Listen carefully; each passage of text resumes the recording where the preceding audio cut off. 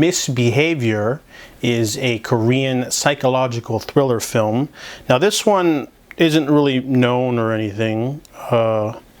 It's basically a Korean film that's on Tubi. It's also on Canopy.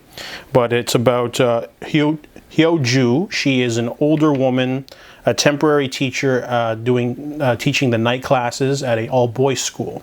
And her coworker gets pregnant, so she is asked to take on the role of homeroom teacher temporarily. And, you know, she doesn't have the greatest life. In fact, the movie likes to pound that into your face at the very beginning. The first like half hour is basically her boyfriend is a childish wannabe writer. She's basically asked to do the duties and she won't, you know, get a promotion. Then she gets passed over for promotion because there's this other woman, the daughter of the chairman, Tae-yong. She basically is the it girl. Everyone starts sucking up to her because her dad's the boss. But Hyo-ju doesn't want to. She kind of like gets really angry whenever this younger girl tries to befriend her, and she keeps like rebuffing her, even though she could use the friendship as a leverage in order to get tenure, which she really wants. And our main character is like a sourpuss. She's really miserable. She's just like really standoffish. She won't play the game, and you know, she's really mean to everyone around her. Except one day she sees a student who wants to do dance. He's having an affair with the new teacher, so she can destroy her. So she decides to lord it over her rival and basically keep her in line.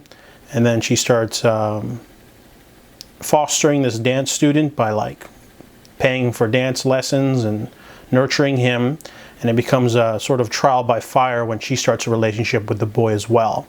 And then things sort of go down into a header at the end.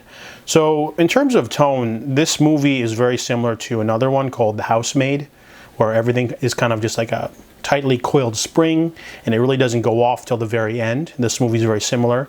It's a very short film. It's only like an hour and a half, but it feels super long because the movie doesn't want to, you know, doesn't want to go fast. Doesn't want to be a thriller. It's more of a psychological game, and it like spends its time over and over telling you how much this woman's life sucks, and then what this ray of hope is with this new boy she's with, and then when everything comes crashing down, it doesn't quite go the way you expect it to.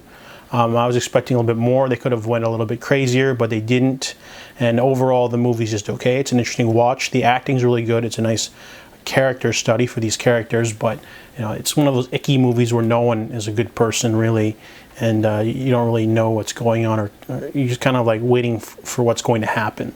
So it's an interesting film nonetheless. I only watched it because it was on Canopy. I'm trying to watch all the Korean movies on there, but it was an interesting watch for sure. Even though it didn't leave too much of an impression on me, I still enjoyed it for the watch. So I give Misbehavior a 5 out of 10.